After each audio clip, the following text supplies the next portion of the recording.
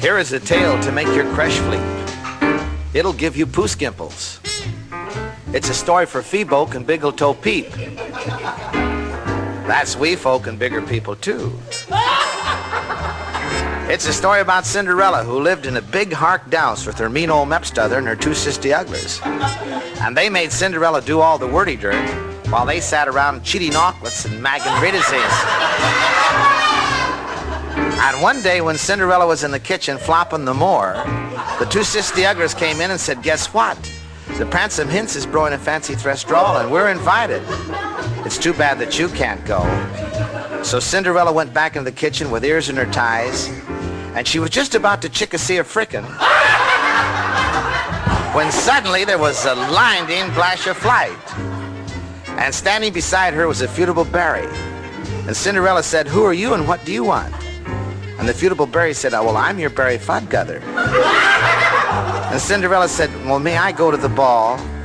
And the fairy said, "Well, that's quite a wish," but she said, "Okay." So she waved her magic wand, and instantly Cinderella was transformed into a Babishing Rudy. She had a long white gap and sound and a necklace of poopies and rurals. And on her few were two tiny sass clippers. And the fairy said, "Now you may go, but you must promise to be home by midnight." And Cinderella said, "Okay." So she was off.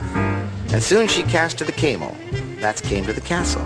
And Cinderella jumped out, and the first people she ran into were the two sisty uglers. And she was so beautiful, they didn't even Cinderize recognize her. So they introduced her to the Pransome Hints, and he said, "May I have this chance?" He said, "You're so beautiful, you remind me of Beep and Slooty." He was just about to ask for her mare in handage when suddenly the strot started to strike 12. And Cinderella banned from the rawl. But as she did, one of the sass clippers flipped from her soot. The Pransome Hints picked it up, and he says, "Now all I have to do is find the woman whose soot this flipper sits, and I'll know whom I've lollen and fubbed." So the next day, he went from house to house, and you can't turn that around. And soon he came to the Sin, where Housterella lived, and he knocked on the door. And who should come to the door but the two sisty uglers? And he says, "I'm looking for the woman who this flipper sits." Well, of course, they were beat were too fig. But then it was Cinderella's turn, and guess what? The clipper pitted perfectly, they were married, and they have lively ever after. And that's the end of the story of Cinderella. But you see, there's a moral to this fairy tale, because Cinderella never gave up. And as you walk down the pathway of life, never give up.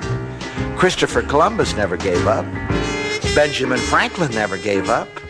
Abraham Lincoln never gave up. Oliver Twiddledee, who's he? You see, you don't know because he gave up. And always remember this little philosophy. You see, some of our snubbers will trawl, and some of our bubbles are trig. But if we had no hubbles, how could we blackignize our ressings?